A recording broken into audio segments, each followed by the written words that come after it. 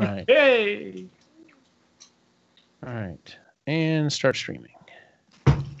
Yes, I want to go live with the event. Are you sure that you want to go?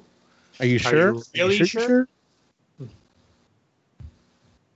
Forever, ever. All right, we are good on this side. I'm going to Side by side, it looks like they were about to knock heads. do what? You guys both turned Oh, each other at the same time. It looked like you were about to knock heads. let's see here. I'm going to change the. Well, let me see here. Let me make sure we got sound. I want to double absolute positive check, even though nothing has changed since we recorded a couple of nights ago. Okay. Just a few more of those. Get sick otherwise, though. There we go. Okay. All right, that's good. Actually, we'll do that. We will mute. No, we're not going to mute that. That would be bad. All right, there we go. That's good. All right. I'm going to put a different. I'm going to put the logo up real quick, and then I guess I'm going to message Mr. Meyer. Just put your phone on silent. Is anyone still like kind of a little bit freaking out that we're about to do an author interview? Kind of cool. Good. Yeah. Not just me. What are we doing? All right, let's see. Yes.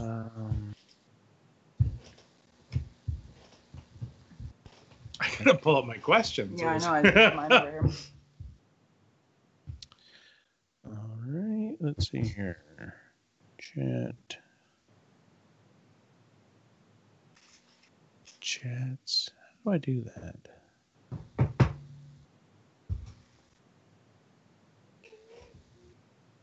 Let me do this. Let me do contacts. There we go. All right. There it is. Thank you. Hey, this is Scott Meyer. Just added you to my Skype list. Okay.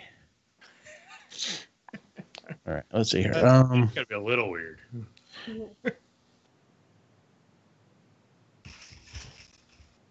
Hope Jennifer gets back from her thing early enough. I'm like, really? You went to Austin today? Why? You know what that traffic is like. Because she's single and she can do what she wants. That's true, but jeeps. All right. She's asking question 5 and 7. I'm sure. Not if she doesn't get back. She'll try and join the call. Delete. All right, let's see here. All right, let's see here. What should I say? We're ready? We're ready on our end? Yeah. All right. We're ready when you are. Engage. No, don't say that. Oh, careful. Okay, his picture is on his Skype looks like, I think it's McCoy from the original Star Trek. So yeah, and I mean, come on, he wrote these books. He's got to be a geek like we are. Say a little bit, yeah. Yeah.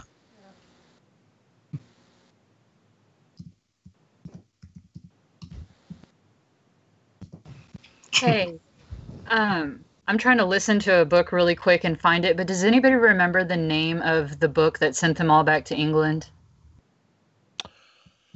It's like The Best Time to Be Alive. The Best Times to Live in medieval England. Yeah.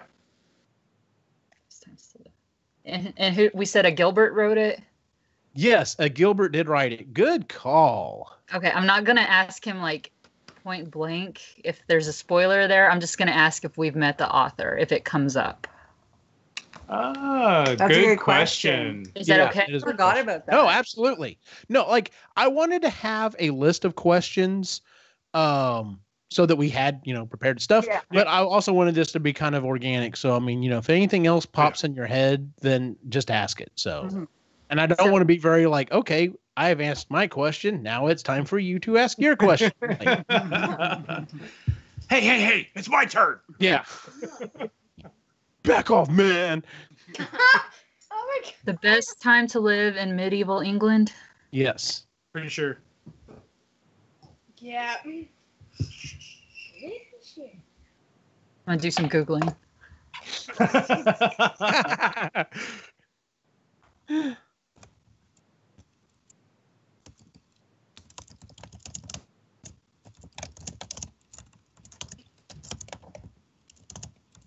Weird. We actually have natural sunlight for once. I know. Yeah, it's weird seeing you guys in the light. And Is it raining down where you're at, No, not us. Honey. Not us, honey. Mandy? I already showed it. It did. It's not right now, but it did. It came down hard earlier, about 30 minutes ago. Yeah, it just blew through here like maybe like when I first started the call, so maybe about 10 minutes ago, and I think it's already kind of died down. It was just one little pocket, and I was like, oh please God, don't kill the power. I'm just Yeah, my internet's spotty when it rains, so I'm worried. yeah. So let's see here. I hate the fact that this new version of, I don't know if it's Skype or if it's OBS or it's a combination of both, because I got to doing some research. I was telling you about the whole camera situation, and apparently everyone's having it. There's no way around it at this point except to do what I'm doing now. And you know how Cy kept trying to tell us, oh, maybe you should try Discord. Maybe you should try Discord. Apparently Discord's having problems with it as well. So I'm just like, really? You're kind of killing my interest in wanting to use this. Like if Hangouts didn't keep flip-flopping back and forth constantly, I would seriously consider that again. Yeah. So, and just not even worrying about the intro and the outro. Just be like, nope, here's the show. You get the live feed when you're online. So there. Just watch behind you. yes, please don't fall and break anything. Although that would be hilarious. I really like that painting. Yeah. We'll do it. Did anyone read any of his online comic Basic Instructions? All right. He just wrote back. He said, "I am ready." Oh my gosh. All right. Does anyone need to go to the bathroom or anything? Because it's too late now. All right. I'm gonna switch over so I can pull him in, and then we'll get started. So here we go. Let's see. Pull up the other logo because I don't want to share anyone's contact information. That'd be bad. Let's see here. There's the logo. All right. So let's see here. Add people to the call. Suggested Scott Meyer, and clicking add.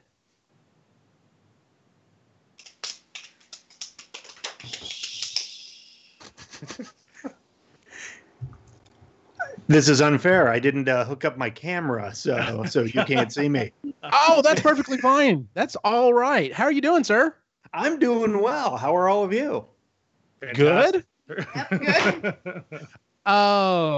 First off, what should we call you? Just Scott or Scott? Okay. Scott. Okay, Scott.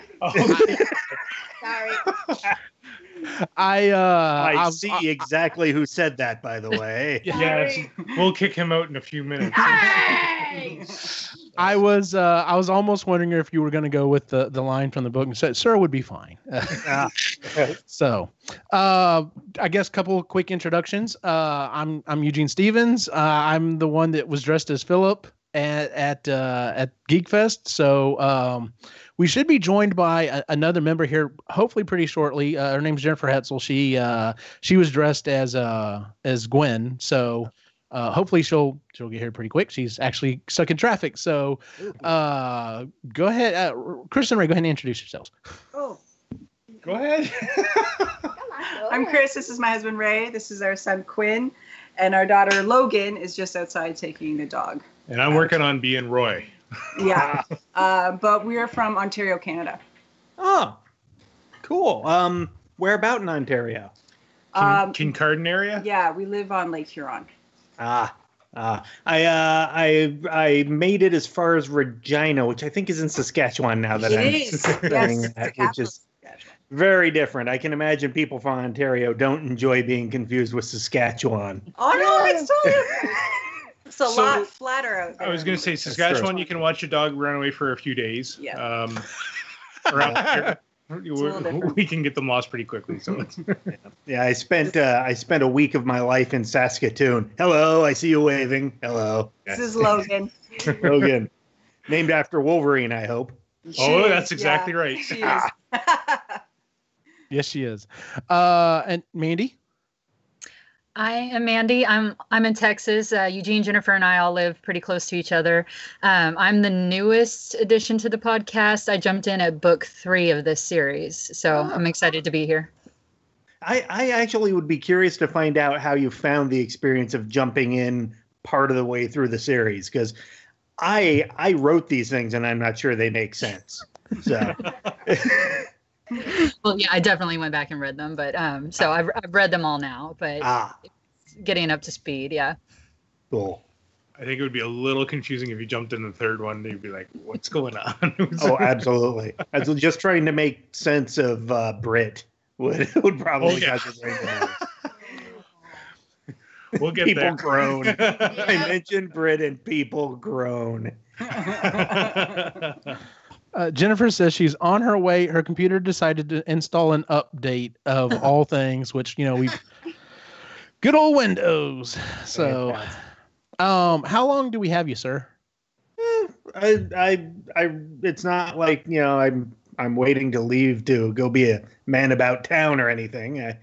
I kind of set aside an hour, but I don't know how long you usually take. Yeah, usually. Well, it depends. Some books we've done reviews on and we've gotten close to an hour. There are other books that we have lots of thoughts and feelings on, like book 5, for example. We went at least an hour and a half. So, yeah. So, are you okay? Logan's got a quick question for you, if that's okay. Oh, please, absolutely. Which one would you like to ask him? I don't know. I forget them. I have a question to ask. You have more. Okay, Scott. It seems like we're kind of in a holding pattern. So if you have more than one question, shoot. I have a theory. Okay, well, what's I'll your do question? The question first. Yeah. Sure. I forgot the question. What's your theory then? What's your theory? Well, the Brits are the only glitch. Oh. Have you read book 5 at this point? Yeah. Yes, we have. Yeah. Yes. Actually, I think technically, and I think I go into it in that book, I think they all can be considered a glitch at this point. I'm with you there, because the program itself isn't written so that they can interact with themselves. So yeah, but Brit is the biggest glitch of them all. Yeah. Brit is the one who's causing the blue screen of death. Brit is the the serious problem. Yeah. The only Oh, glitch. so hang on. Does that confirm that this is running on Windows? Well, I was using a metaphor there. I would hope whatever they're on is more advanced than Windows. Yeah. I would hope so. I say that as a Windows guy. I was not trying to make some sort of pro Mac commentary there. No worries. Okay, go ahead. Okay, Rick. Well, what made you want to make Brit do what she did to Philip? Oh. No spoilers, obviously. Well, if beyond book 5, I would say. Yeah. Exactly. Yeah. If see, without being more specific about what you specifically want to know, I assume. Are we actually recording at this point? By the way, yes, sir. We are broadcasting. Yeah, we are broadcasting now. I'm this glad will I probably didn't say this will something live horrifying because I was not completely aware of that. Yeah, this is this will be on the YouTube. I can go back and cut it from there, but and the final edited version, usually everything beforehand we cut. So which our way of trying to get people to show up for the live show. It's like, hey, you get the whole thing. You show up live, and understood. Yeah, it's hard to discuss without getting into spoilers. But in general, I guess if we're talking about Brit the Younger's reaction and how she dealt with the end of the book, which, judging by the smile on your face, I think that is what you're referring to. My feeling was that from her point of view, she's very angry at Philip for having betrayed her trust about 3 different ways. And furthermore, from her point of view, I see someone's been added. Yes. Hi. Yes, this is our Gwen. Hello. Hello. Which, by the way, before I say anything else, thank you for dressing up as my character. You're the first people I've ever seen actually go to go to a convention. Well, they're not dressed up as the characters now. My wife came running to the screen. I can get my hat and robe. It's literally right here, and I've quite seriously. My niece had a Harry Potter themed birthday today, and she was like, "Can you please dress as a wizard?" And I'm like, "Yes." So. Why, of course I have a wizard costume ready. But anyway, to finish answering the question, he had betrayed her trust several different ways, and in doing so had gone behind her back to the person she hates most on Earth, which is herself, but that's a whole psychological thing. And the two of them had made decisions about her future and specifically her safety and health. I didn't know if this would be weird or not, so I was like, no, I won't. Oh, it's weird. I promise you. Weird in a good way, but it is weird. Well, thank you. If you'd like to see, he is now wearing the Philip hat and has the staff, but we've only got a Fiyero shirt. Yes, I had to make the Fiyero shirt, and I did actually have hot sauce in here, which was funny because I had multiple people. About half the people came up and were just like, "What is that's in there?" And I gave them the whole explanation that it's. I tell the locals that it's dragon's blood because food in the Middle Ages is kind of bland, and it's actually hot sauce. And then I had a small group of people that would look at it and go, hot sauce? And I'm like, yes, good call. Nice. So did I, Logan, did I answer your question well enough? Did that make sense? Yeah. She also wanted to know if you ever thought kids around these guys' age would ever read your books. No. Well, the first book I did not. The first book I was stunned that anyone actually handed that to their, to anyone under the age of 13. I maybe would not have done quite as much scat humor in it had I known that people were going to. It was good. It was entertaining for them. Yeah. Well, good.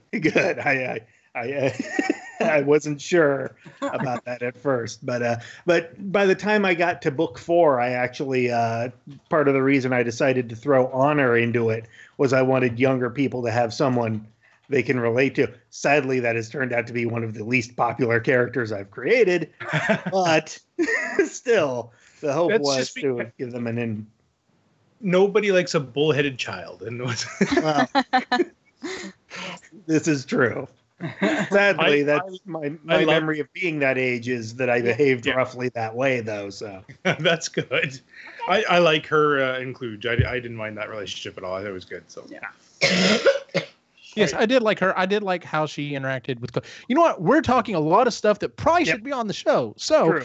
I'm going to take this back off because it's kind of hot. So yeah, I can imagine. Bye, guys. Good to meet you. Well, not meet you, but see you. If we haven't started recording, then what was the question? I didn't want to ask if we had already. Oh, Logan was asking. She had 2 questions for Scott. Yeah. It was. Well, the primary question I was answering was why Britt did what she did to fill up at the end of book 5. But yeah. Yeah, we all had a lot of feelings about that in the last show. So. Oh, I look forward to hearing them. Although, given the look on your face, I'm not sure I look forward to it. It's out of love. It is out of love. I was going to say, Ray, now's the time to tell him what you said about the show, about the book. I wanted to make sure that everybody understood that well-written books elicit an emotional response. When you get connected to characters and you feel emotionally bonded to them and they get hurt that badly, then you get a visceral response, whether you like it or not. And it has nothing to do with your writing. It has nothing to do with the book. It serves purpose as to how we feel about Philip. And I think that's the best way to put it. So. I have learned that my readers are very protective of Philip's feelings. Yes, a little bit. So, just curious, what was your feedback? Sorry, I don't want to take anything from Eugene. We'll get into that later. Tell you what, you know what? I'm gonna go ahead and mute the mics real quick. We're going to do the show intro. We'll get started so we can get going and everything will be in play. So here we go. Muting the mics.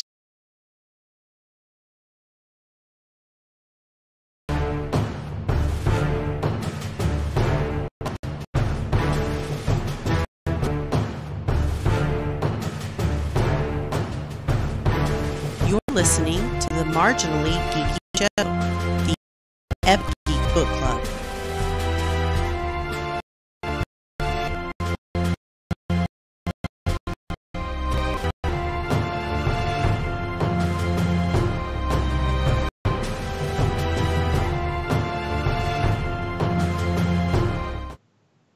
Greetings and welcome to the Marginally Geeky Show, the epically geeky book club. I'm your host for the evening, Eugene Stevens. I'm joined by our usual cast of characters tonight, plus one. We have a special guest on tonight, the author of the Off to Be the Wizard series, aka the Magic 2.0 series, Mr. Scott Meyer. How are you doing, sir? I am well. Thanks for having me. We are so happy to have you, sir. We've told this story on I think on the previous show, but for anyone who doesn't know the story, we've been reading. We've read the 5 books that are out thus far in the Magic 2.0 series, and we've done reviews on them. Which I got to thinking about today. We've actually only reviewed 20 books on this show thus far, which means a quarter of our books have been yours. If that should give you an idea as to how our general feelings on them. But I don't remember. Someone came up with the idea. It may have been Jennifer came up with the idea that we should dress as some of the characters for Geek Fest, which is a local convention that we have here. And we thought it was a great idea, and we worked on it, and we ended up dressing up. I was Philip, and Jennifer was Gwen, and Lainey was Britt. And we posted it and made sure we tagged, Mr. Meyer in it. And he got back to us, and we're like, "Hey, would you like to do an interview?" And he graciously said yes. And we are so happy to have you, sir. I've been waiting for someone to cosplay as my characters since I wrote the first book. Back when I had a webcomic, I had someone cosplay as one of the characters from the webcomic to a Halloween party, but it's not quite the same thing. So I was hoping we'd be the first, so. As far as I know, you are in fact the first. I checked a couple of the different I think your Facebook page and then the Magic page, and I saw someone that said that they were doing a Magic staff, and they did put a ball of hot sauce on the top of it, but that was the extent of it. And I was like, oh no, we can get that, we can beat that. So yeah. But well done, and thank you for doing that. It was a big shot in the arm. Believe me, we loved it. We had a ton of fun doing it. So, we do have some prepared questions, but literally when we kind of loose, and I've told everyone if there's any questions that pop up, and if you've got any additional stories, of course, we'd love to hear them. But I guess to start off, how did you get started writing? Well, I guess it goes back to when I first came out of high school and college. I wanted to be a stand-up comedian, so I was writing my own material doing that, and that taught me a lot about how to write humor. And then when it became clear that stand-up comedy wasn't really the lifestyle for me, I transitioned into doing a webcomic, which kind of taught me how to write on a schedule and actually deliver in a professional, predictable manner. And then the webcomic got me enough of a following that I was able to self-publish my first book, Off to Be the Wizard. Thankfully, it was successful, and that got me writing novels. So you self-published Off to Be the Wizard? At first, yes. Oh, okay. Yeah, I self-published. Like I said, I had the webcomic, and I was lucky enough to have a few thousand people on a mailing list because of that. And I realized I was reading this article about the revolution in self-publishing that happened about 7 years ago, and how it used to be the hard part was getting the book actually printed into a book and available for sale. But now that was actually the easiest part, and the hard part was marketing it. And I thought, I've always wanted to write a novel, and I've got this emailing list of 5,000 people that I can market it to just by sending out an email. I'd be a fool not to at least try it. And the rest is history so far. Very cool. Yeah. That's awesome. That is awesome. I'm a very lucky man. So did you start locally and then expand, or was it like a national release? How does that work? Well, I used primarily the self-publishing tools that Amazon has created. So I mean, the book these days, you can, if you get the book written and get it professionally edited. The biggest mistake I made was not getting the first edition professionally edited. I cringe when I look at the first edition of Off the Wizard. It is horrendous. But it takes a team of experts to make me look like I took English in high school. But must find this book. Yeah, it's. I was going to say we need to find worth some money. It can be done.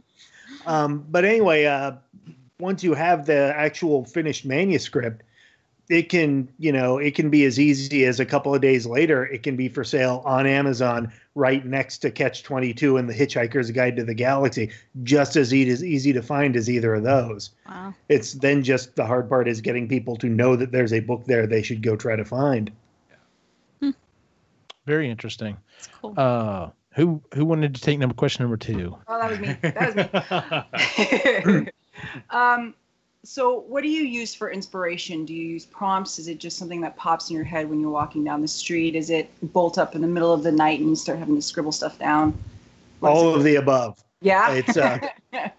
It's I'm constantly trying to think of to say I'm constantly trying sounds like I just sit there making fists and staring into the distance. Must come up with idea. Yeah. Which there are days that are like that. But for the most part, it's just anything that strikes me funny or interesting over the course of the day, I write down. And then, slowly that begins to accrue, hopefully, into the idea for a story or a set of characters that I can make a story around. And it just slowly builds up like a giant snowball of ideas. So then do you use, do you outline it all, or is it just off the top of your, because I know an author, he makes 64 pages of bullet points before he goes and writes it out. I outline. I actually, way back when I was doing stand-up, I tried twice to write a novel just by the seat of my pants, wrote myself into a corner almost immediately on both cases. Off to Be the Wizard is the first time I ever tried outlining, and it resulted in a finished book. So I started outlining then, and I've never looked back. Cool. But it's a matter of what works for you. There are people who the outline kills it for them, and they need to work off the top of their head. So did you always have this idea for this story, or did it just come to you one day doing something? There is an actual, you seem like the kind of people who probably already knew this. There is an actual legitimate scientific theory that we might be living in some sort of a computer program. A few people have touched on that one. Yeah. Yeah, exactly. And it's always tempting to say a simulation, but that assumes that we're simulating something. Then that's a whole thing. But anyway, I had heard this theory and I liked it immediately. And I always thought about, if that's true, then we literally are nothing but a set of variables. The thing that I call Scott Meyer is actually just a set of numbers somewhere in a spreadsheet. And that led me to the thought of, what if I could find that spreadsheet?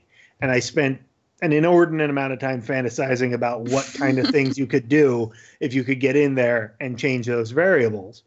And then one day I thought, well, why hasn't anyone written a book about this? And that's about the time that I realized that there was an opportunity to create and publish my own book. And also, unrelated, sometimes I'll get an idea just for a set of scenes that I thought would be funny. The two things that started Off to Be the Wizard were that idea I just described and the idea of someone who has the ability to travel through time, jumping back and forth to the same place repeatedly, grabbing different items that they need and looking completely insane to the people who are around them. So the whole scene with Martin, when he keeps basically going back home and runs out and is asking his parents, "What year is it? Is London still called London? Where's my Malfoy robe?" And exactly. I need Saran wrap. Where's the Saran wrap? Yeah. That's literally, if it weren't for coming up with that scene and the theory that we're in a simulation, the book would have never happened. See, I just called it a simulation myself. But it's easy to do. But yeah, that's the answer. Yeah. Right on. That leads perfectly into mine. So, where did you find the file? And obviously, this is an autobiography. And which character are you? To begin with, Martin is kind of me when I'm not thinking things through. But really, as time has gone on, Philip is more and more me. I don't own a Fiero yet. My wife has made it clear that she is not in favor of me owning a Fiero. But the Phil Collins fixation, my favorite arcade game when I was a kid being Gorf, of all things. Left to my own devices, my house would probably look like the set of Miami Vice done on a budget. I'm not proud of it, but there it is. So, if everybody's okay, listen, I got to ask, why the Fiero? What drew you to that one? Have you? A Fiero is cool. Have you seen it? Well, as of now, no. But when I was 12, a Fiero was the coolest thing I had ever seen. It's the only mid-engine sports car in the Yakima Valley of Washington State that had ever been. I mean, there was one guy who owned a DeLorean, but it's hardly the same thing. The Fiero had like headphone speakers embedded in the headrest, which when I was 12 was the coolest thing any car could ever have.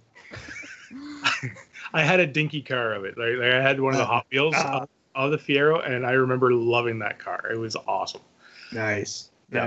I did later actually know someone fairly well who owned a Fiero, and by then I was driving a 1962 Ford Fairlane, and literally the hood of my car was nearly as long. Yeah.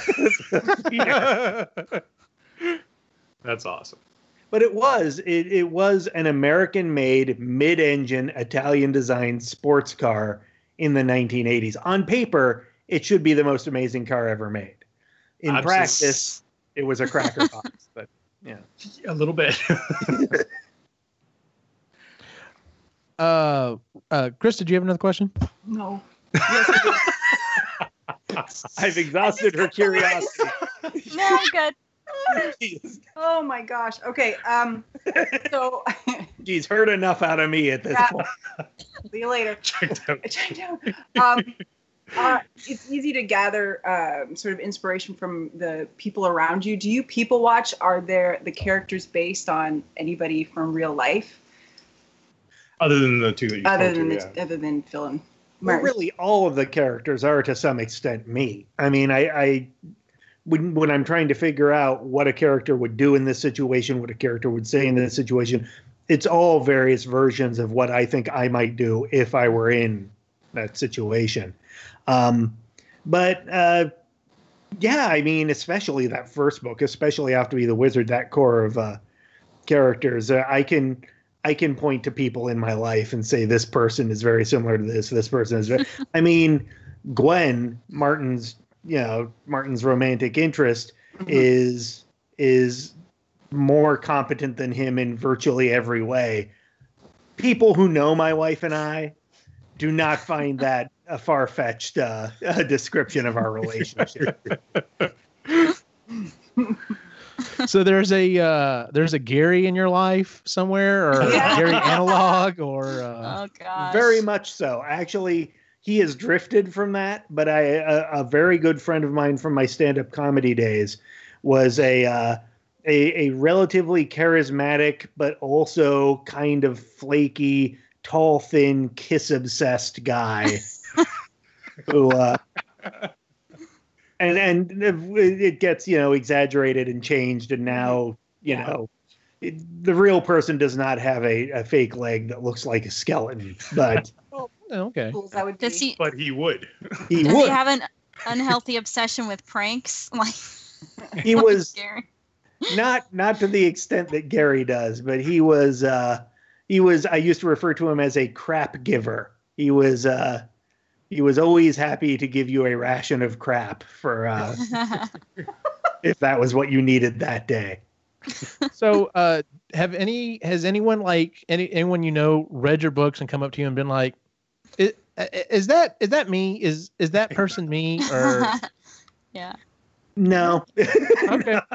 I think it's a combination of I've managed to camouflage it well enough that they didn't notice, and most of the people I know, frankly, have not read my books. So there's the key there. Well, if it makes you feel any better, most of the people I know have not listened to my shows, so I understand.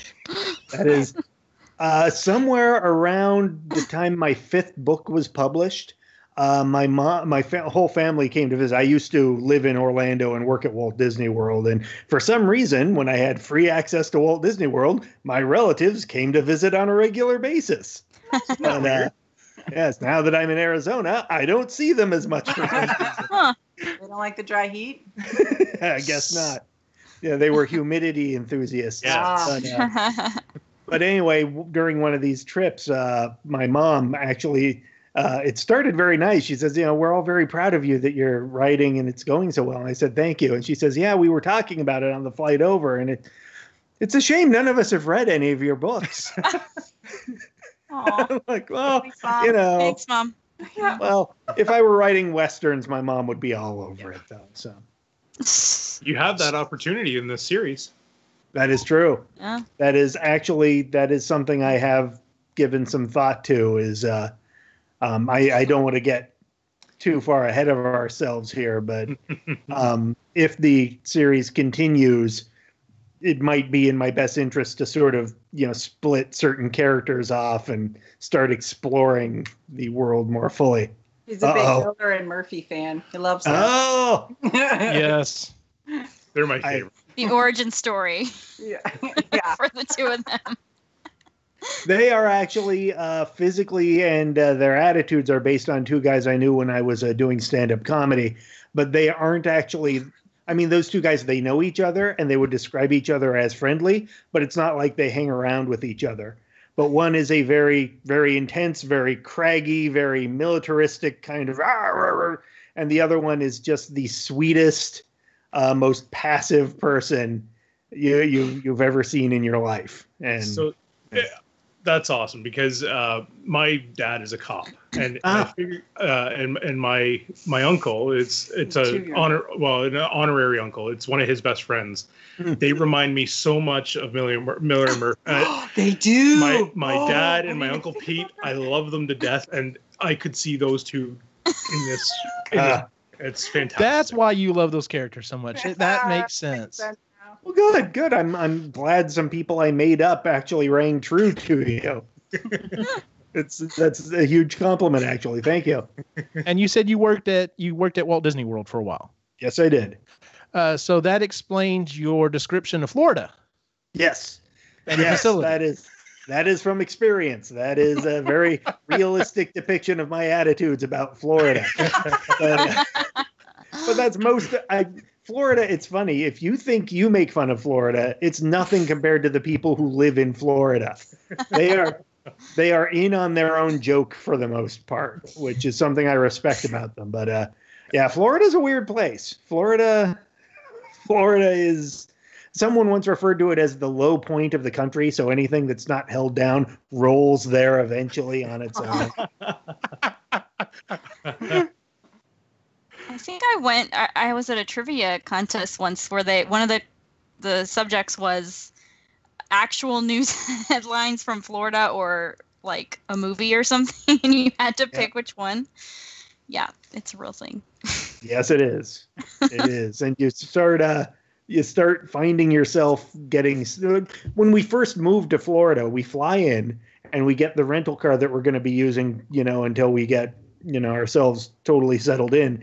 And we go to a gas station, the first gas station I went to in Florida, and there's a huge long line, and the cashier is behind 4-inch thick bulletproof glass, and he's selling more cigarettes than he is gas. And I just thought, what have I gotten myself into here? Dear. Is this going to be the whole experience? But also, towards the end of me living there, I was living in a town, a fascinating town near Orlando called Celebration that was originally built by Disney. It's worth looking into. It's a weird place, but it looks like the Truman Show. And cool. I was out for a walk one day, and I see this, I say young lady, she's probably about 15 or 16, and she's just standing there on the sidewalk looking down, and I look, And about 5 feet away from her, there's an alligator. I want to say about 6 foot long alligator, just there, just like, easy throwing distance. And I stop and I stand next to her and we're looking at this alligator. And then almost at once we both say, this is really stupid. We should not be standing this close to this alligator. We both move on. But it seemed like the most natural thing in the world at first. It just, oh, look, alligator. It's within grabbing distance of us. That's interesting. Makes sense. That's awesome. Oh, geez. All right. I think I'm next. Yes, ma'am. So I'm going to add on to this question. Was the book originally intended to be an audiobook? And how did you pick Luke Daniels to be the narrator? Because we all really enjoyed the narration and the way he brought the book to life. Getting Luke Daniels was blind luck, and it was one of the best things that happened to me. So, I mean, writing the book and getting the book deal are the two luckiest things. Luke signing on is a very close third after getting the book deal to begin with. Luke has been absolutely instrumental. I cannot say enough good things about Luke Daniels. And not only is he an extremely talented person, he's just a hell of a nice guy. I've been lucky enough to talk to him a few times now, and he's just I have nothing but good things to say about Luke Daniels, both the work he's done and just him personally. But as far as how I got him, my publishers picked him, and it was a brilliant move on their part. But I did not know who or what to go with, and they chose well. Yeah, I'd say so. So he kind of depicted what you had in your mind, I guess, like for each character. He came up with a good. It's a strange thing. I have what I have in my head, but he's the one who has to perform it. So he has to come up with what he can use to make it something he's able to perform. So I have no problem with the character voices he has come up with, but they were not in many cases what I had in mind. He actually pictures Philip as much more of a classic. The voice he does for Philip to me is more of a classic, wise, wizardy kind of voice, which is I actually, when I am writing Philip, I'm picturing the British comedian David Mitchell, which I don't know if you're aware at all of his work. I'll send you a link later. There's it's not safe for work, but there's a good video from one of his sketch comedy shows called the Mitchell and Webb Look. Just punch in Mitchell and Webb, WEBB, The Linden Tree. And he plays the Prime Minister of England, but it's I won't get into it. The point is he's a middle-aged, very nasal, very logical, every now and then explodes in rage just at people's stupidity sort of a thing. And that's what I was picturing for Philip, but Luke pictured something different, and what he pictured is great, and I've been nothing but happy with it. But I just don't feel like it would be productive for me to start trying to micromanage. No, that's not the voice I pictured, and then trying, he's an expert. He knows what he's doing, and I've been very happy with his work. I've said multiple times, and I think several other people had agreed with me. If there was a TV version of this, we would be, even if they picked really great actors, if they're not kind of how we hear them, Luke Daniels say, it would be like, well, that's obviously not Phil, like that. Yes. But and I'm gonna jump in with this question. We the way we phrased it was, so when is Netflix / HBO starting on the series? I don't read too much into this. I am contractually not able to comment on anything like that. That means there's something to comment on? Not necessarily. Don't. Hypothetically Wishful speaking, thinking. Hypothetically speaking, the longest, most dangerous journey on Earth is the journey from a deal with a production company to an actual finished pilot for something. And there's a deal and there is progress being made. Mm-hmm. But I would not expect to see anything. If there were going to be anything to see anytime soon, you'd have heard about it by now. but there is reason to hope that something might happen eventually.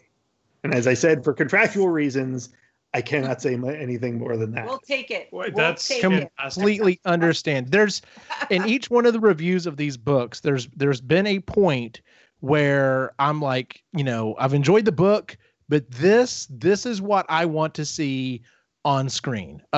In the last book, it was the climatic fight with all of the future versions of the wizards coming back, and that epic battle to Groove is in the Heart by DLA. I'm like, I would love to see that. The scene from Fight and Flight that I would just absolutely love to see is honestly not the fight with the wizards and Kluge and his gang. Is I have got to see someone do the scene where Philip and Martin stumble on the guys making up the quote unquote sexy lady dragon. I think that would just be hilarious. I was very happy with the sexy lady dragon. The fake sexy lady dragon. Oddly enough, two of my favorite things I've written for these books are both just Gary being an idiot. But the fake sexy lady dragon and the conversation about spiders having no bones. Yes. Actually, I'm sorry. That was Tyler who was freaking about it. Every year around Halloween, it's going to happen again anytime now. I get pictures sent to me. Target, I think it is, has a Halloween decoration they sell every year that is a skeleton of a spider. Are you? People send it to me. Funny. That's fantastic. That's great. Awesome. See, I will say, I fell in love with Tyler when for Fight or Flight, him just calling out every issue that he had. Oh yeah, hilarious. He was great in that book. That's something me in particular, I don't want to speak for everyone, but that's something that I've really enjoyed about all of the books, because we get to see, one of the things I've enjoyed is that you've kind of taken a few of the characters and kind of really expanded on them in some of the books. So like in certain books, An Unwelcome Quest, we really got to know the four guys on the quest. I mean, Martin and his group were there, and we did learn some more. We got to learn more about Roy and stuff, but we really got to kind of know that those four guys. And we were even talking. We're like, is it bad that even though he killed an entire town, we're kind of like, well, maybe he's not such a bad guy. He's trying. Yeah. So I mean, we've we're coming to know more and more about these characters, and it's not just, none of them have stayed a two-dimensional character from the first book. Like, they're all very well-rounded at this point. Thank you. That's good to hear. And my goal wasn't to try to get Jimmy to redeem himself, because you never really can fully redeem yourself from that. But to try to show that he's making an attempt he knows he'll never truly make up for it, but he's making an attempt to at least be a decent person, is something I was trying to get across. And having you all say he's trying there was a very nice thing for me to hear. I appreciate that. Someone else want to jump in? No, go ahead, maybe. Yep. I grounded the conversation to a halt there. No, we're all thinking. I think I'm next. Well, I was going to say, sorry, just about Jimmy. I was going to say that it was great to. We were talking about it the other day, that it feels like this story, even though it's very basic or it's very based on the main characters, it feels like there's an overarching story with Jimmy that you're following along with, and I do see. I've said it from book 2 that he is trying to redeem himself, and it shows, right? There's redeeming qualities, and he even admits, like, I'm not going to redeem myself perfectly, but I'm going to try, and that shows, and I like that. So, well, thank you. And to complete a thought that I sort of strayed away from there, part of the joy of being able to do a series of books like this is that I can go back to characters who were fun in just a couple of scenes and try to expand them out without ruining anything. In book 6, which I'm currently working on, you get a lot more Gilbert and Sid than you ever expected. Yes, yes. So excited for that. I'm sorry. I loved them when they first showed up, and anytime they show up, I'm just like, yep, Gilbert and Sid. well, hopefully you continue to feel the same way. But okay. Well, no, I'm not. Well, lately it's been driven home to me that I can't always predict how people are going to react to what I write. So it's possible that you'll end up hating them, but I don't think you will. I haven't done anything too drastic with them. It's just, you never know. Mm-hmm. Yeah. All right, Jen, what were you going to say? I'm sorry. Next question. What would you do with, or now? Okay. You dropped off for a second, Jen. Say that again. What would you do with the file if you found it, or since you have found it, what have you done with it already? The everything Martin did from the moment he found it through ending up in Dover is pretty much what I figure I would have ended up doing. Right down to trying not to use it for a couple of days and just staring at his computer with dread. But that was literally just me trying to think, okay, what would I do? The apartment that he's in is based on the apartment that I first lived in when I moved to Seattle. The job he had is very similar to a job I had at one point. I literally did at one point have a job where I used to fantasize about getting into a car accident on the way to work. And, well, we've all had those jobs. But, like the conversation in the book, you're looking for a broken leg. That's, that'll get you out of this for a couple of weeks. Yeah.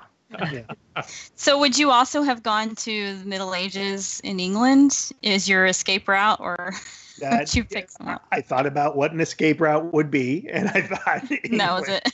Medieval England. A cursory Amazon search. Exactly. And it was while researching the book that I realized that English of that time would be different enough that it would essentially be a foreign language. So really, Victorian England then became. You're also going to see a lot more of Victorian England in the next book too, but I did actually think it out to the extent of medieval England posing as a wizard as an escape hatch. I feel like I started rambling and talking nonsense. No, that is absorbing it. Yes. Sig into my question, or my bonus question, actually. The book Martin doesn't read on Amazon. The Best Time to Live in Medieval England. Yeah. Have we met the author?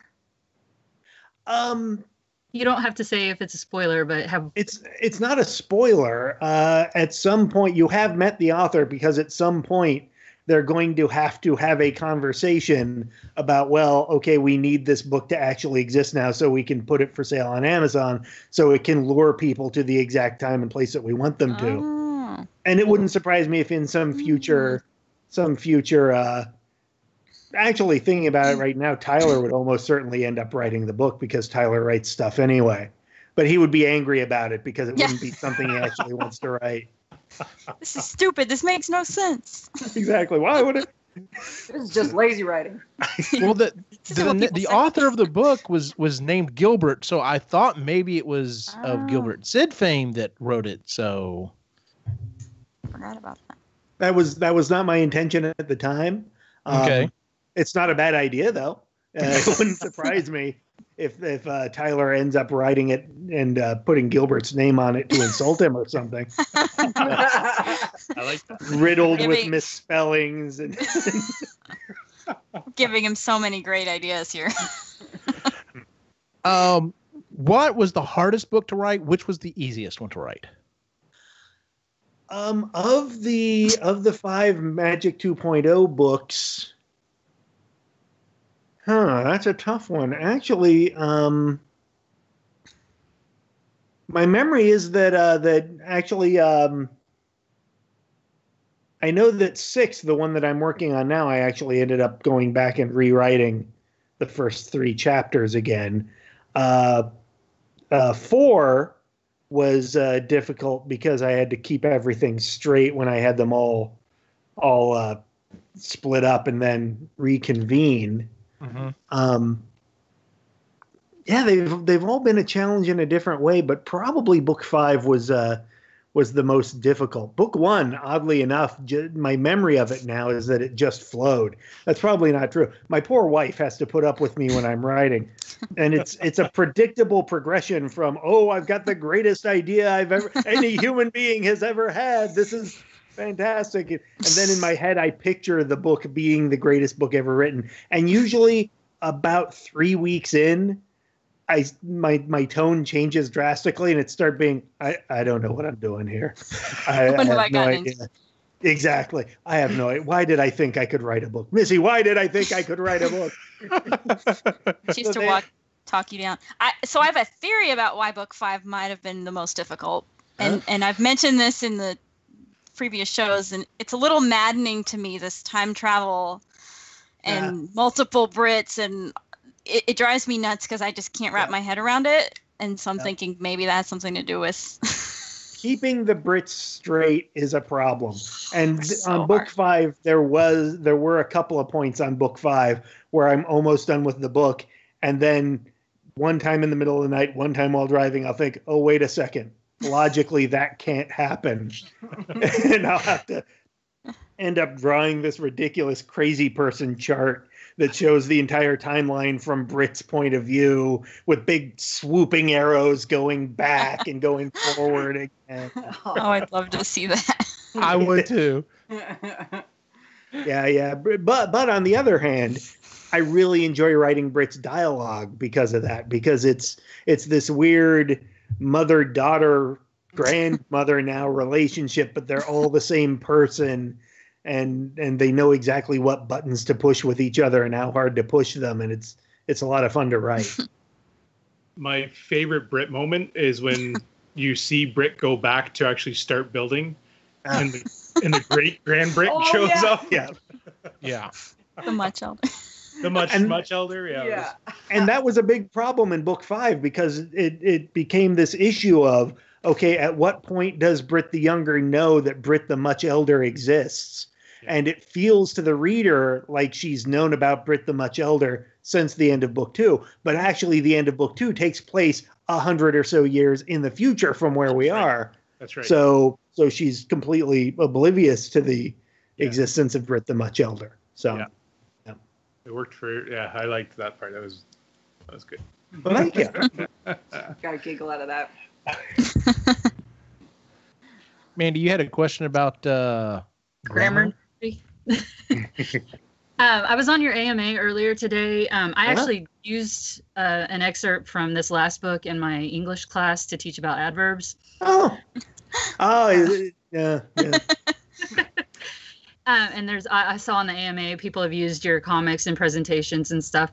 Do you have any teaching experience, or where does this sort of Martin and Philip correct each other a lot for grammar mistakes? I'm just wondering if there's a background there. Not only do I have one second, you're going to hear my wife laugh in the distance. Not only do I have no experience in teaching grammar and punctuation. I love her already.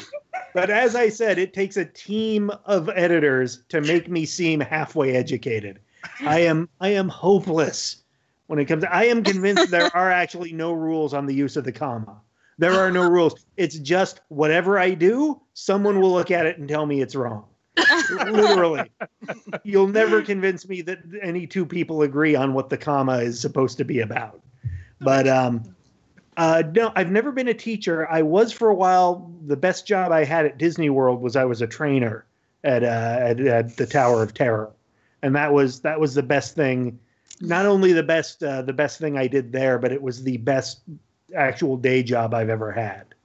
But so a lot of the training of Martin might have been partially inspired by what it's like to train people how to operate the haunted elevator. But no, I've never been a teacher, and grammar and spelling spelling I'm not as bad with, but grammar and punctuation are a constant source of pain for me. So usually if I write something, A, about them, A, it's a miracle that it's correct. And B, it's me trying to figure out some way to keep it straight in my own head. In I think it's in book 5, there's a thing about metaphors and similes that I can't. Exactly. I had noticed that. Metaphors be with you. But no, I'm hopeless when it comes to that sort of thing. And it delights me that some people use stuff I've done in classrooms, and it mystifies me as well. I have to say, I'm glad Lainey, the young lady that dressed up as Brit, wasn't here now, because she was a cast member at Walt Disney World, and she would have she would have taken over this conversation, and it would have been an hour of nothing about the books. It would have all been about, so what was it like when you were there, and so and I'd have been right there with her. Oh, that's awesome to hear. Nothing more insufferable than 2 former cast members. Oh, it's awful, especially if they were both in attractions, if they both worked rides, because it starts being about, oh yeah, the Omnimover, the problem with the Omnimovers. Oh, well, the OHRC is, yeah, I don't know why they bought that roller coaster from Entenmann. I don't know why they did it. Yeah, so. She worked at the dinosaur exhibit in Animal Kingdom, so. Yes. Yeah. We've heard a lot. Coast clone of the Indiana Jones ride system, and there's I could very easily bore all of you to tears talking about Walt Disney. Oh, believe she would eat it up, and I mean we're an eclectic group of individuals, and that's one of the reasons I wanted to start the show, because I was like, we need, I was reading the same things. I got in a really heavy Stephen King kick for a long time there. And I was like, I need to find some other things. And we got together. We were like, all right, well, let's start putting out ideas for the books and stuff. And, you know what, honestly, I'm the one that introduced the book series to the group. I'm the one that said, hey, we should, give this, at least the first one, a shot, and we'll see what we'll go from there. I'm trying to think how I even found it. I'm sure Audible probably recommended it to me from something else that I read, and I was instantly hooked. I read the quick forward on it, and I was like, oh, this sounds interesting. And then I instantly fell in love with it and told everyone, I was like, hey, we have to read at least the first one. Tell me what you think after that. And then we just kept going. Like, it was like, do we really want to do all 5 in a row? And we're like, yeah, let's go. So actually, at the time, we were just going to do all 4. And then when we heard that the 5th one was coming out, we're like, oh, well, we have to do it now. But yeah. And then what's funny is I finished book 5 first, and I was about 2 weeks ahead of everyone else, and I was dying to talk to someone. And Chris and Ray finished it, and I happened to be at work, and I'm a campus tech at a high school, and it was before school was in, and I was busy doing stuff, but I could talk. And I get a phone call from them, and I'm like, why are they calling me during the middle of the day? They're like, we finished the book. And at that point, we're like, all right, we got to talk. So, it's, I just had to say that, I've loved these books. I've listened to them multiple times. It's one of those things, if I ran out of Audible credits and I'm like, well, and I also listen to everything at double speed, so I can rip through stuff pretty quickly. I'm like, nope, time to reread these again. So I'll just rip through them. So. Which I still don't understand how you understand Luke when he's. I can understand him perfectly fine. So it was Carrie Fisher that I couldn't understand at double speed. I had to slow her down. So, anyone else want to throw in else anything? So can I ask? Yeah, can y'all hear me? Yeah, I got you. I keep breaking up. Sorry. You said you're working on book 6. So do you have a final number of books, or are you just going to keep going as long as the stories are out there? I was shocked that I got an offer to write books 2 and 3. And then when 3 was done, I rolled right into book 4, and there was a slight hiccup with my publishing. So for a while there, it looked like book 4 might be the last one. I have some ideas for some future books. I can't guarantee one way or the other, when they would be seen or if they would be seen. But the beauty of part of the beauty of the time we live in is, even if no one shows an interest in publishing future books, that doesn't mean I can't write them and publish them myself. Mm-hmm. So it would, there's good reason to believe that if I remain healthy and, have the time on my hands, that there will be future books in the series. Right now, I don't have a concrete plan beyond book 6, though.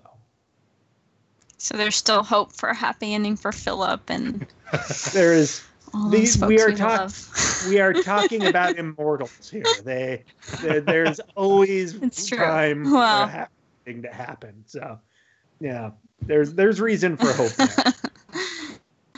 I've read the 3 other books that you've done, Run Program, Master of Ceremony, and The Authorities. And I have a feeling at some point on this book club we're gonna read The Authorities. Is there a sequel for that one? Because I'll be honest, after I finished it, I was like, wow, I really want more of this, but I also want more magic. So what do I want him to focus on? So right now I'm editing the 6th book of Magic. And I'm writing the first draft of an unrelated science fiction book that I just really like the idea of. But I had to decide between writing the science fiction book I'm currently writing or writing a second Authorities book. I fully intend for there to be more Authorities books.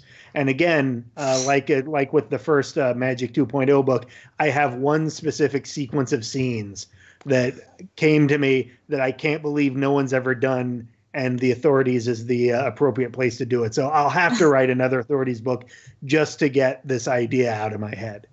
But no, I have some ideas for the next Authorities book that I'm very excited about. For instance, and I can tell you this idea without spoiling much of anything. Did you know that the most successful non-governmental crime scene investigation forensics operation is run by the Target Department Store Corporation? What? Yeah, wow. They started it to investigate theft in their stores, and it has actually become so advanced that apparently there are like law enforcement agencies that contracts with them to come in and wow. Get the forensics guys from Target out here to fingerprint the scene. So wow. Part of me that don't mess with Target. No, do not. There's a part of me that's not surprised at all, because I remember that story coming out, I guess it was a couple of years ago, about the young lady that started getting mailers for like baby products, and she's like, I'm not pregnant, and she turned it out she was. Like, they had tracked her purchases and were like, women who start buying this tend to be pregnant whether they know it or not. And what? Yes, like they from her purchases they were able to forecast that. I'm done. I can't. Yeah, like welcome to the dystopian future, my friend. Oh yes. My God. Everyone's worried about Google. Maybe it's Target. Target's just sitting back there like, we don't know. We're safe. We don't have Targets. Yeah. Oh, well, you know. Oh, wow. No Targets Canada. No Targets in Canada. Well, you don't know what Tim Hortons gets up to, though. Oh, well. They are listening. It was. I got to tell you, when I spent, before we started recording, I mentioned that I had spent a week of my life in Saskatoon. Yeah. Mm-hmm. The thing that kept me sane was every day from, I think it was 1 to 2 p.m. in the afternoon, one of your channels would play an episode of SCTV, followed by an episode of The Red Green Show. Yeah! Yes! That was the thing that kept me sane. Red Green has put me, that was my education into self-repair of home products, and I put it to good use. So it's lots of duct tape holding this house together. If she doesn't find you handsome, she might as well find you handy. Handy. Very true. You mentioned that you lived in Seattle, and now it's hitting me. So obviously that's where we get the very clear explanation of the traffic in Seattle in The Authorities, because I was like, that makes sense. I wonder how much research you had to do on it, but I'm guessing not a lot. You just like lived it. It's not only did I live it, I have lived out of Seattle for about 10 years now, a little over. Every time I go back, the traffic is worse. Everyone I know who lives in Seattle, who has read The Authorities, has not only not disagreed with me, they have suggested that I maybe didn't go far enough in my description of how bad the You're traffic too nice. is. It is horrendous, the traffic in Seattle. It is impossible to get anywhere anymore. But they built the freeway system there back when they had one major employer, Boeing, and then Microsoft, Amazon, and Starbucks all happened and all set up their world headquarters in different parts of town. Wow. And now at any given time, everybody is trying to get anywhere other than where they are. Crazy. That's crazy.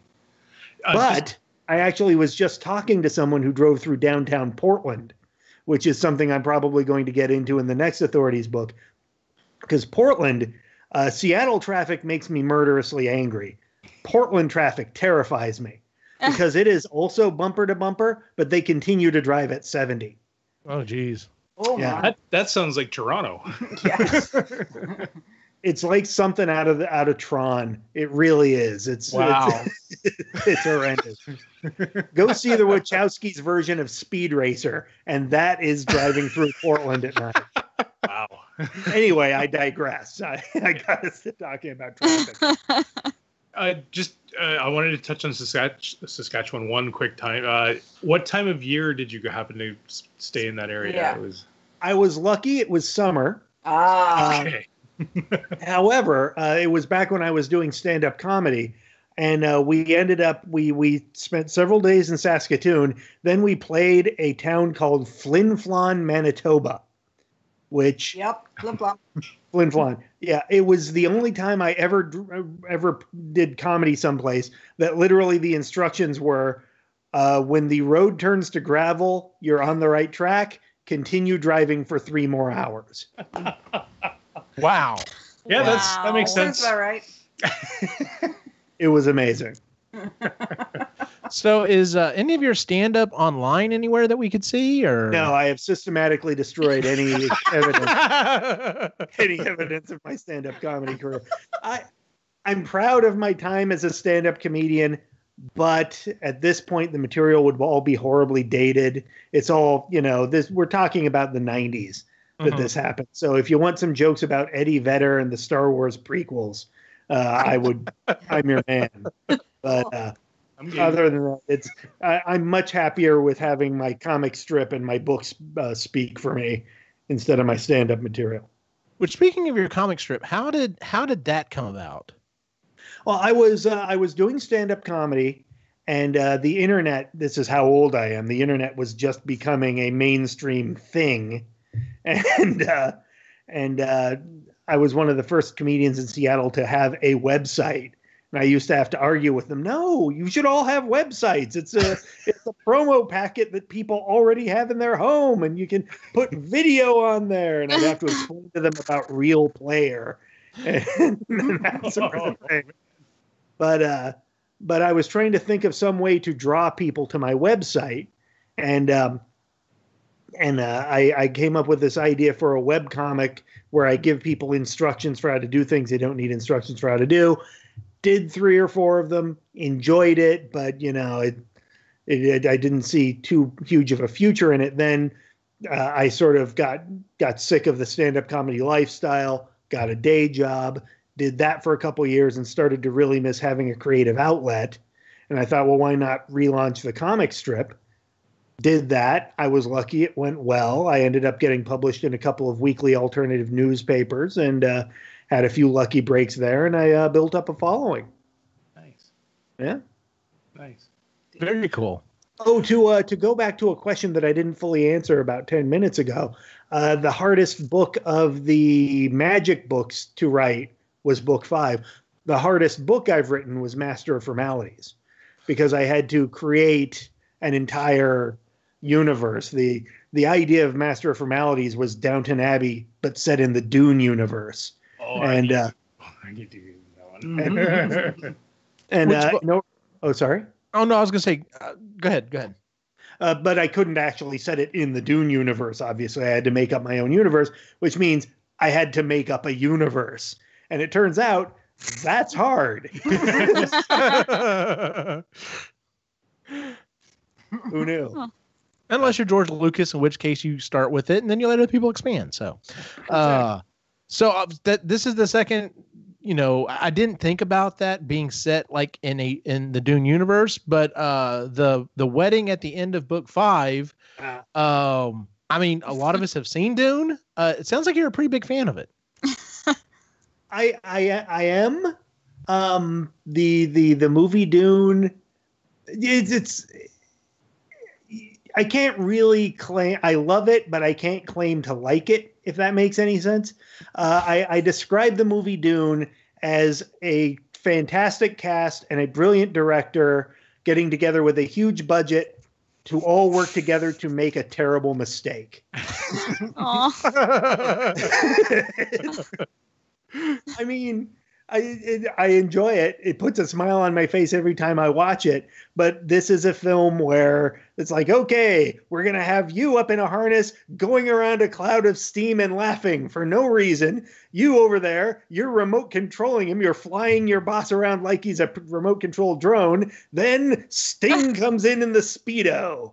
Okay. I've got this all storyboarded out. This is how we're doing it.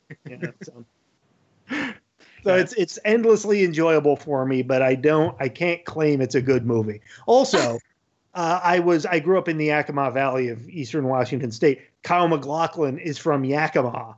So when the movie was first coming out, all we heard about for like 3 weeks was, oh yeah, Dune's going to come out and it's going to be better than Star Wars and Kyle MacLachlan's going to be the biggest movie star in the world. And that'll put Yakima on the map by cracky. And that didn't happen. No. Yeah. Nothing but a fan of Kyle MacLachlan, but that did not happen. No.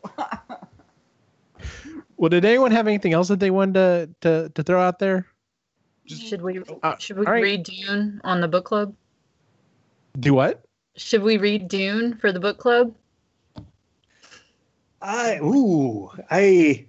mean, listen, it's a beloved book, and there's a lot to unpack from it. But I really like it, but I can't claim that I think everyone who reads it will like it. There's a whole lot of detail about tea services and arboretums, and it's a strange book. I enjoy it, but it is a strange book. Definitely, it's worth reading the first one, and it would be fascinating to hear your reactions to the first one. But it's a very long book, and it's a very weird book. There's nothing wrong with that. No. You're going to say something? Oh, well, I'm sure you get this question a lot, but do you have any advice to aspiring authors? There's never been a better time to write if your goal is to write something, get it out in front of people, and have a national audience have access to your work. There's never been a worse time to be an author if your goal is to make a living being an author. Okay.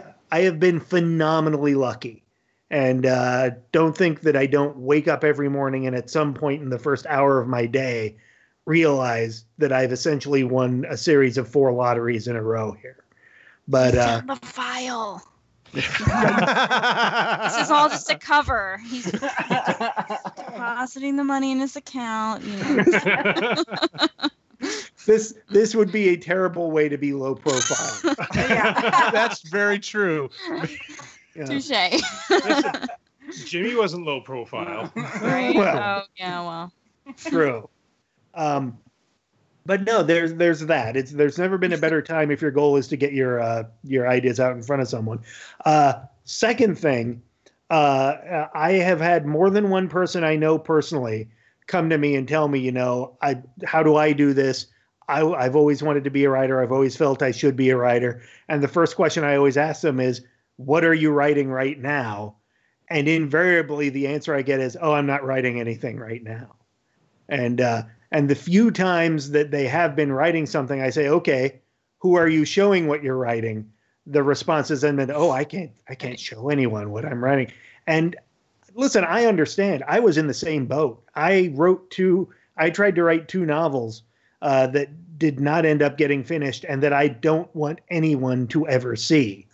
But if you want to be a writer, you have to keep writing, and you have to at some point show people what you write. And my webcomic forced me to write things on a regular basis and put it out there where people could react to it and I could get people's reaction. And it was acutely painful. It was not always a pleasant experience, but it got me into the habit of writing on a regular basis, and getting people's feedback taught me a lot about what I was doing. So I would probably suggest, starting a blog is certainly not a one-way ticket to Easy Street these days, but a blog would be a good way to get your to get ideas out there on a regular basis. Thank you. Oh, no problem. And again, I'm rambling, and I'm sorry. No, all good stuff. This is wonderful. Thank you. How do you? Sorry, and I know that we're probably getting long in the conversation here. Just how did you get over your Did you have any fears of putting it out there?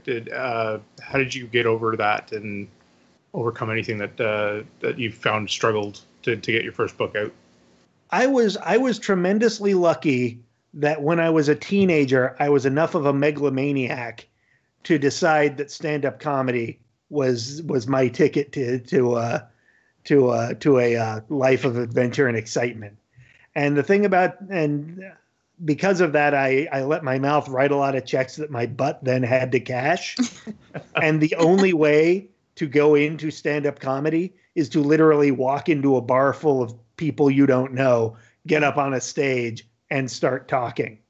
And doing that got me over my initial fear of, once you've had a total stranger stand up and start shouting obscenities at you, people's criticism of your comic strip begins to, That's fair.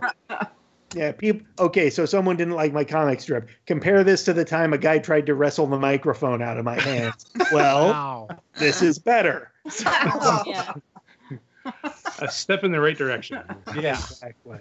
What is the name of your comic strip? I don't know if we mentioned it. That was a weird glitch in that you turned into a Cylon for a second, but we could still understand what you said. Yeah.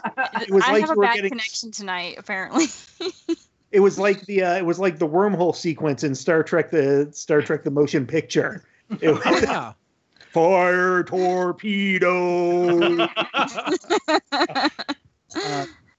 The comic strip is called Basic Instructions. The web address is basicinstructions.net. I haven't done a fresh comic in a few years, but I did start rerunning all of the comics in order with a commentary attached to them when I stopped. So it is, if you were to go to the comic strip and to the web address and like it, it would simulate the experience of a new comic strip still being made, because all the comics would be new to you. But yeah, basicinstructions.net. So have you been, your commentary, is it your current thoughts on what you originally did in the comic, or just kind of expanding on, or just a little of everything? Little of everything. Basically anything that comes to mind now when I read the comic. Sometimes it's expanding on the idea that's in the comic. Sometimes it's just talking about, what I think went well and didn't go well in that particular comic.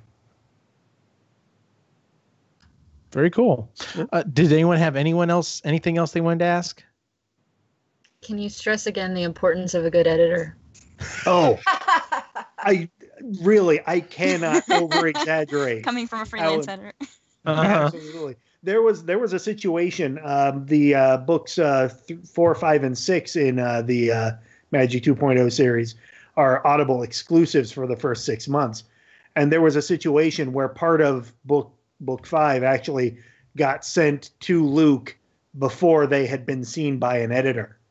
And then I looked at it, and I had repeated a word in the first 2 sentences of the book 3 times, and there were grammar problems, and I was mortified, and he ended up having to re-record part of it.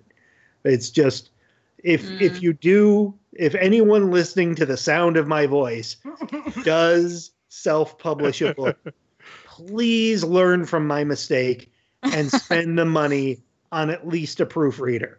A developmental editor would be even better if you could do both. But if you can only do one, have it proofread. And don't try. And this is no criticism of any of my friends. I had 2 or 3 friends who were like, well, I'm a stickler for punctuation. Let me read it. It's not the same.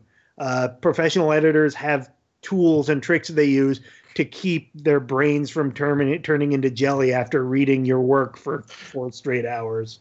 And I don't even see my own grammar and punctuation problems. I become completely blind to them. I can stare at a problem for an hour and not see it, and then someone points it out to me, and I'm like, well, it's the most obvious thing in the world. Yeah, an editor is key. Thank you. I just have one more question. Absolutely. Yeah, sorry. No, I am not in any rush. I'm enjoying this. So if you have questions. I was just going to say, other than book 6 coming out sometime in the sort of near future, is there anything else you're working on that you want to talk about or promote, or anything we should look forward to from you? Well, book 6 is an Audible exclusive at the moment. Oh, I'm sorry. Book 5 is an Audible exclusive at the moment. That's Out of Spite, Out of Mind, which is actually one of the few times I came up with the title before I came up with the entire plot of the book. Usually really? I'm struggling to come up with a title long after I wrote the book. Off to Be the Wizard did not have that title on it until after I had signed started the whole publishing process, the self-publishing process. But so anyway, that book, Out of Spite, Out of Mind, will be coming out in paper and on Kindle in December. And then we expect book 6, which is currently called The Vexed Generation. That is coming out. Book 5 was a bit of a cliffhanger. So no huge surprise there to anyone who's read book 5. That should be coming out sometime early to mid next year. I have a book that's being shopped around to various publishers right now that I'm very excited about, but I can't really say much about. And like I said, I have a science fiction thing that I'm currently writing. Awesome. That's exciting. That's exciting. You heard it here first, folks. And then, of course, the second book for The Authorities, which he's already promised he's going to do at some point. So, I'm sorry, I have to have more of those characters. I love those characters. Right. Y'all are going to love it when we end up reading it too. So, and the TV show that's not happening. Right. Wink, wink, wink. Yeah. It may or may not be some sort of dramatization of something at a future point. Gotcha. I can neither confirm nor deny. Yeah. Exactly. That's right. Well, thank you again for coming on. I will say, now that we've got the interview in the bag,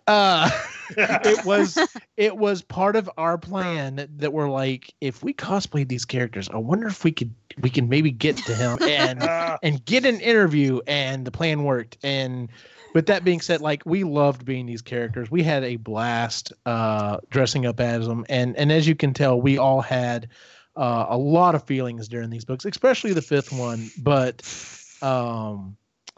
yeah, we've really enjoyed these books, and of course, as soon as we get done with book 6, we'll of course rip through that immediately. And then, like I said, at some point here in the near future, in fact, we were talking at the end of our last episode. It was like, well, what should we read for our next book? And I was like, well, there's The Authorities, and Luke Daniels also narrates that one. So, which is interesting hearing some of the character. They sound a lot like the same characters he used for, the Magic series being kind of repurposed a little bit. So, but yeah, that was, I've really enjoyed your writing, and like I said, I'm not 100% sure how I found Off to Be the Wizard, but I am so glad I did. Well, thank you. That's excellent to hear. And as far as Luke's voice, Luke has done something like 400 books. So frankly, It's a miracle how many voices he has come up with. And it's not a surprise to me that some of them sound somewhat similar. I have no idea how he does what he does. I feel like I had another point I was going to make based on what you said. The cosplaying as my characters. Well done.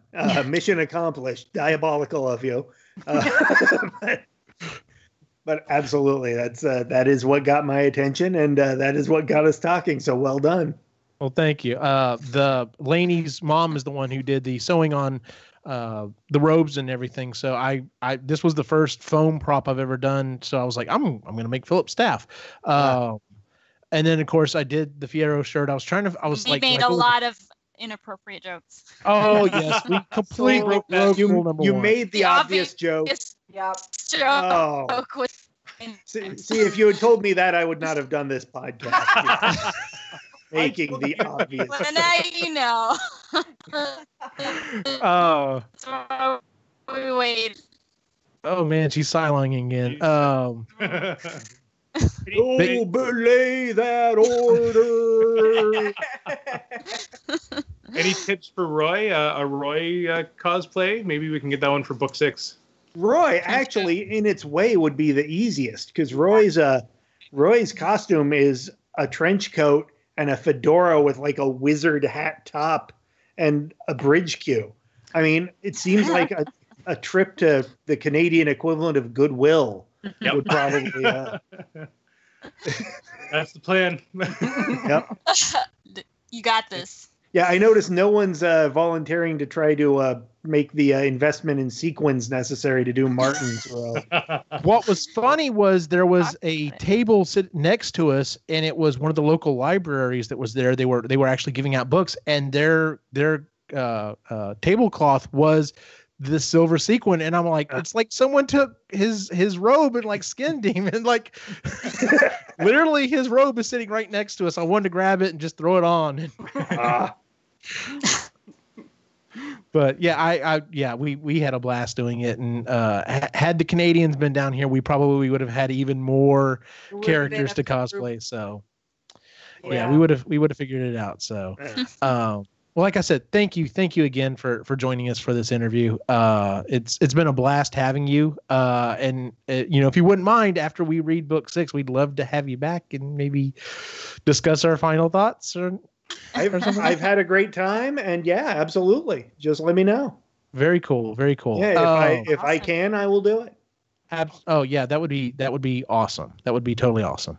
We're just going to go ahead and wrap up real quick. We did decide on what our next book is going to be. Our next book, we are going to skip this month because school's back in and we're tired and we need to catch up. But our next book that we'll be reading probably for October is going to be Astrophysics for People in a Hurry by Neil deGrasse Tyson. So if you're following along with the show, that's the next book we're reading. So then we'll give our review of that. So as always, you can find us at epicallygeeky.com. You can find us on all the social media at epicallygeeky on Facebook, Instagram, and Twitter. Where can we find you online, Mr. Meyer? Basicinstructions.net. And I believe I have a Facebook. I know I have a Facebook. I hate Facebook. Can I just be honest with you? It's like we finally got rid of AOL, and then we all voluntarily went back to it. It offends me on a deep personal level. But 1 second, let me ask my wife, who actually understands Facebook. Where would people find me on Facebook? That's a great question. See. Off to Be the Wizard is facebook.com/OTBTW. So facebook.com/OBTBW. Okay. Scott Meyer is facebook.com/author Scott Meyer. I don't know how well you heard her, but we heard her. We got it. Okay. We got it. And I'll definitely put links in the show notes and everything so that people can come find your awesome book series. So, Jennifer, where can we find you online? Facebook, Twitter, and Instagram at It's Gonna Be Me, and of course, Epically Geeky, soon to be Sustainably Geeky podcast. When that does come out, we will get it there. We're gonna get it there. Ray and Chris, Ray and Chris, where can we find you? So you can find me at Lake Life Artist on Instagram, obviously up with Geeky and here at Marginally Geeky, and Instagram at Cedar Birch Cottage. We're almost done with the kids' rooms, so that's exciting, and they're happy about that. Marginally Geeky, Epically Geeky, and soon Sustainably Geeky. And Mandy, where can we find you? Mandy Jo Shelton on Twitter. And Clover Press Books is my publishing / editing business. And that's on Instagram. Very cool. Get an editor. Get an editor. We know one. Plug. Learn from my mistakes. Shameless plug. And as always, you can follow my individual wacky adventure online at Optimus Gene on Facebook, Instagram, and Twitter. For everyone on the site, have a good night.